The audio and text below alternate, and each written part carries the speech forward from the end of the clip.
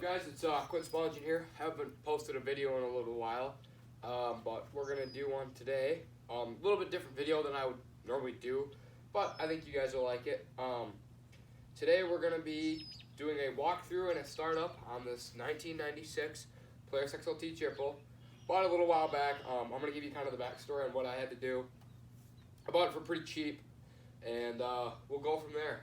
You know, tell a story, do a walkthrough, do a little startup.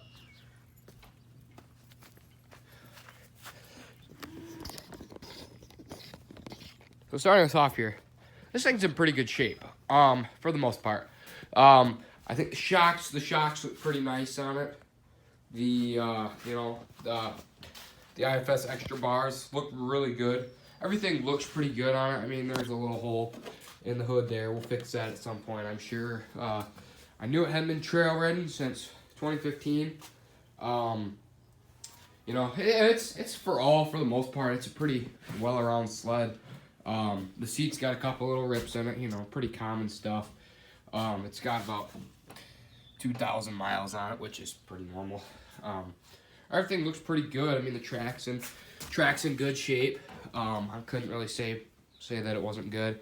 But when I bought it as a non-runner. I picked it up for about $400, and you know, it's got that nice little pit. I bought it for about $400 from a guy. He hadn't seen it run in about 3 years. Brought it home. I got it going. You know, it went pretty easy, right? So, got some snow in my area. So I was like, you know what? We'll take it out. Got about 20 minutes into my ride, and the engine decided it wanted to blow up.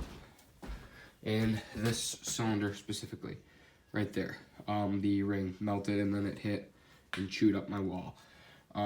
Those pipes were on it. All those parts were on this engine.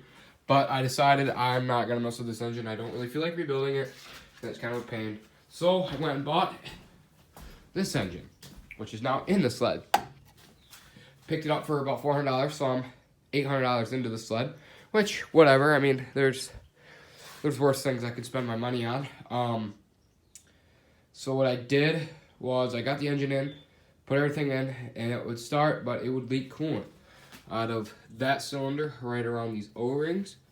And I finally fixed that by using some water pump sealant, and then we fixed that. Well, then it had a high idle, and I fixed that by putting my carbon slides down. And if you guys ever want more detail, just comment and I'll give you more details on what I went through to do this. But you know, it works pretty good now. It starts and runs. It looks pretty decent. I went back to stock settings and everything. I didn't want to risk blowing it up again. But I guess now here's the point where we can do a little startup video. Let me get it set up, and we'll do a little crisp cold start. Okay, let's give this thing a start. I'll put the hood down and I'll give it a pull, and see if it goes.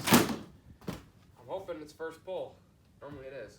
No choke. We're not running any choke.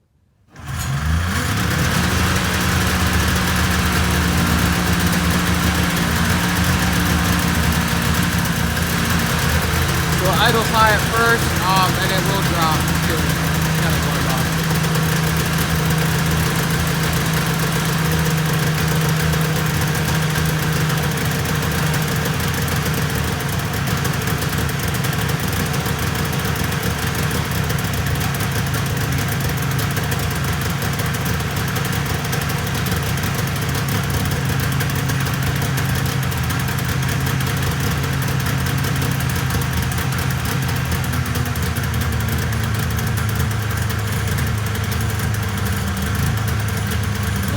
She's idling. Very smoky. I got the gas oil mixed right now. I don't want it to blow up. I'm just kind of watching that. Yeah, smoky.